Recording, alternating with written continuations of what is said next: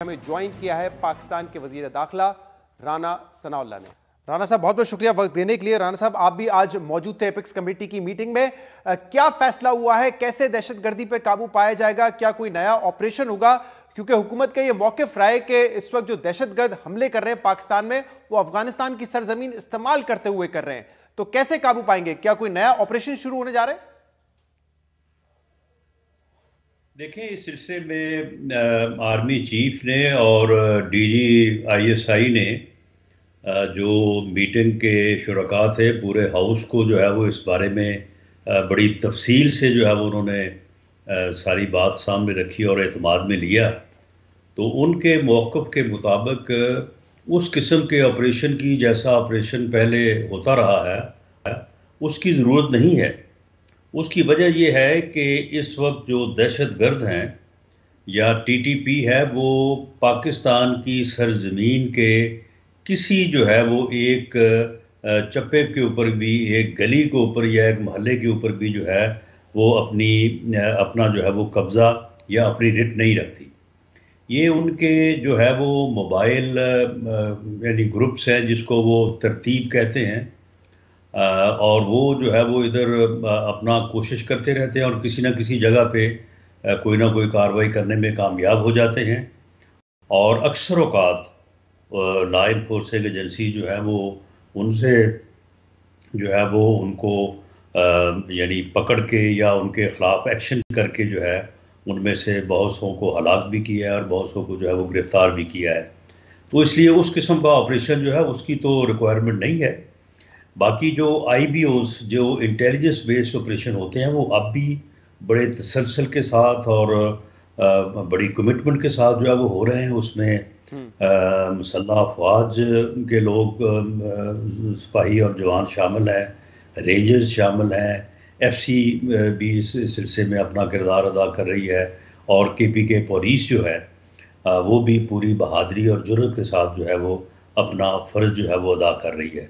तो इस सिलसिले को जो है वो कंटिन्यू किया जाएगा, पुलिस की कैपेसिटी को बढ़ाया जाएगा, सीटीडी को जो है वो रिवैम्प किया जाएगा, और जो भी आज चीज़ें सामने आई हैं कि इस वक्त उनकी क्या कंडीशन है केपीके पुलिस की और सीटीडी की, तो उसका पूरा जायज़ा लेने के बाद जो है वो एक प्रोग्राम मुरतब तरतीब दिया जाएगा और उसके मुताबिक पुलिस और सीटीडी की कैपेसिटी को जो है वो बढ़ाया जाएगा और उसे आलमोस्ट पंजाब की तर्ज पे जो है वो लाया जाएगा।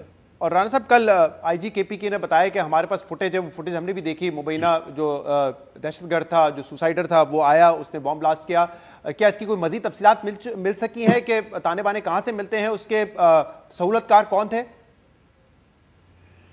देखें, उसमें क्योंकि इसकी जिम्मेदारी जो है वो टीटीपी ने कबूल कर ली है और उसमें इस बात का जो है वो कभी इम्कान है कि जो अफ़गानिस्तान की सरज़मीन है वो इस हमले के लिए या इस ख़ुदकुश बम्बार को जो है वो कल्टीवेट करने और फैसिलिटेट करने के लिए यकीनन यहाँ से भी कुछ लोगों का मुलव्वस होना जो है वो खारिज इम्कान नहीं। लेकिन ये टीटीपी के वो लोग जो इन कार्रवाइयों में मुलव्वस हैं, जो ज़िम्मेदारी कबूल कर रहे हैं, तो उसमें भी कोई शक नहीं कि वो कहाँ पे मौजूद है और कहाँ पे जो है वो रह रहे हैं। तो इसलिए ये दोनों चीज़ें, कोई मकामी तौर पे फैसिलिटेटर का होना जी, और अफ़गानिस्तान की सरजमीन का इस्तेमाल होना जो है ये खारिज इम्कान नहीं। अगर अफगानिस्तान की सरजमीन इस्तेमाल हुई है तो क्या इस हवाले से अफगान हुकूमत से बातचीत होगी, या कोई इस बात पर भी इत्तेफाक हुआ है कि क्रॉस बॉर्डर अटैक भी किए जा सकते हैं दहशतगर्दों को ख़त्म करने के लिए?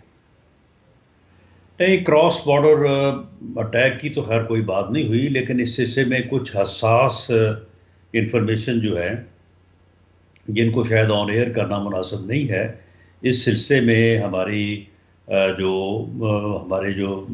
अस्करी यानी अथॉरिटीज़ हैं उनकी अपने इंटेलिजेंस लेवल के ऊपर जो है वो कोई बात हुई है, तो उसमें अफ़गान हुकूमत ने, यानी ये बात हुकूमत से हुई है, तो अफ़गान हुकूमत ने इस सिलसिले में ताउन की यकीन दहानी कराई है। तो अभी ये बात क्योंकि क़ब्ल अज़ वक्त है तो इस बारे में कोई ज़्यादा जो है वो बात नहीं की जा सकती। सही। तो आज क्योंकि तहरीक इंसाफ की नुमाइंदगी तो नहीं थी, वैसे तो असद कैसर साहब कह रहे हैं कि सीएम जीबी जो वहाँ पर मौजूद थे या आज़ाद कश्मीर के प्राइम मिनिस्टर, तो वो हमारी नुमाइंदगी कर रहे थे। बट तहरीक इंसाफ का गिला ये है कि आज हम इसलिए नहीं आए, और जो एपीसी वजीर आजम ने बुलाई है उसमें भी हम शिरकत इसलिए नहीं करेंगे क्योंकि एक तरफ तो हमारे खिलाफ इंतकामी कार्रवाई है, रातों को हमारे लोगों को उठाया जा रहा है। पहले फवाद चौधरी थे, शेख रशीद को जो है फिर अरेस्ट कर लिया गया। तो एक तरफ तो आप इंतकामी कार्रवाई कर रहे हैं, दूसरी तरफ एक ड्रामा कर रहे हैं यूनिटी का, इत्तेहाद दिखाने का। तो कह रहे हैं ऐसे माहौल में हम तो शिरकत नहीं कर सकते। तो अब जिम्मेदारी हुकूमत पर है कि इस माहौल को बेहतर करें ताकि सब एक साथ बैठ सके। देखिए शहजाद, ये तो इमरानी टोला ही ये बात कह सकता है कि ये ड्रामा हो रहा है। यानी 100 से ज़्यादा जनाजे उठे हैं, अभी भी कोई 200 के करीब जो है वो लोग जो है वो हॉस्पिटल में ज़ख्मी पड़े हैं। और इनकी आप डिटाई देखें और इनकी जो है वो मुफाद परस्ती देखें कि ये उसको ड्रामा कह रहे हैं। इन्हें शर्म आनी चाहिए इस किस्म की जो है वो गुफ्तगू करते। क्या इनको उठाया गया जी? किसको उठाया है? मामला ये है कि इनके जो खिलाफ मुकदमात कायम हुए हैं, चलें आप तीनों को ले लें, फवाद चौधरी साहब को ले लें, अपना आज़म सवाती साहब को ले लें, शेख रशीद साहब को ले लें। आप मुझे बताएं कि उनके खिलाफ जो मुकदमे दर्ज हुए हैं, उन मुकदमात से, जो उन मुकदमात में उनके ऊपर अलेज किया गया, उससे वो इनकारी हैं। फवाद चौधरी साहब ये कहते हैं कि मैंने ये बयान नहीं दिया, आज़म सवाती साहब ये कहते हैं कि मैंने ये ट्वीट नहीं किया, शेख रशीद साहब ये कहते हैं कि मैंने नहीं की कि जरदारी साहब जो है उन्होंने किसी दहशतगर्द तंजीम को बयाना पकड़ा दिया है इमरान खान को कत्ल करवाने के लिए, और सारे सबूत मेरे पास हैं। वो मामला ये है कि जो तुम कहते हो, जिसको तुम तस्लीम करते हो, उसके मुतल्लक अगर किसी ने कंप्लेंट की और उसके ऊपर मुकदमा दर्ज हुआ है, वो भाई आपका मुकदमा और आपको जो है वो अदालत में पेश किया है, अदालत से आपकी 6-7वें दिन जो है वो जमानत हो जाएगी। लेकिन मामला ये है कि ये कैसे हो सकता है कि इलेक्शन कमीशन का सेक्रेटरी जो है वो कंप्लेनेंट बन के कहे कि जी हमें, हमारे बच्चों को हमें धमकियां दी जा रही है, हमारा मुकदमा दर्ज किया जाए, दोनों केसेस में, पुलिस के मुकदमा दर्ज नहीं करना। आप मुझे बताएं ना कि इसमें हुकूमत कहाँ पे मुद्दई है? नहीं, देखिए ना, दोनों केसेस में एक तो जिस तरह का सलूक हुआ, और उसके बाद हमने देखा 2 दफा फवाद चौधरी का फिजिकल रिमांड जो कि नॉर्मली होता नहीं है।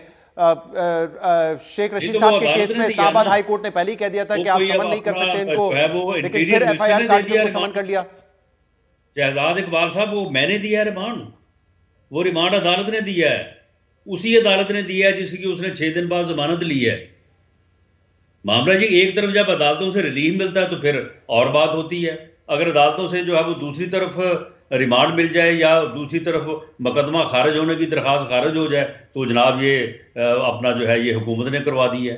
वही अदालत है ना जिसने अगले दिन उसकी जमानत ली है। तो मामला ये है कि ये अपना इनका किया धरा है। अगर हमने इनके खिलाफ मुकदमा जो ये करते रहे, जो यानी इंतकामी कार्रवाइयाँ ये करते रहे हैं, अगर वो हमने करना होता तो ये फिर 6-7वें दिन ये बाहर आ जाते, ये भी रहते 6-6 महीने, साल जो है वो जेल में रहते। ये जो इनके करतूत, काले करतूत सामने आए हैं, जिस तरह से इन्होंने मुल्क को लूटा है इन्होंने, तो वो फिर सारा कुछ जो है, अगर हम मामला ये है कि कर देते पिछले हफ्ते मैंने, लेकिन वो ठीक है, पिछले हफ्ते मैंने अदारे तफ्तीश कर रहे हैं, कुछ बनता होगा तो वो पकड़ेंगे, जरूर पकड़ेंगे। पिछले हफ्ते मैंने आपसे ये पूछा था राणा साहब, हुकूमत का एजेंडा नहीं है कि ये जो कार्रवाइयां हो रही हैं जिनको आप ओन कर रहे हैं, ऐसा तो नहीं है कि बाद में आप कहेंगे कि नहीं देखें इनसे हमारा कोई ताल्लुक नहीं था। अब कल आप और मरीम नवाज साहब जब नहीं, मैं तो ओन नहीं कर रहा, सुन लेना, आपने तो कहा था कि फवाद चौधरी पे मुकदमा ठीक हुआ, मुकदमा जो है ये सेक्रेटरी इलेक्शन कमीशन मुद्दई है, हुकूमत मुद्दई नहीं है, हमने दर्ज नहीं करवाया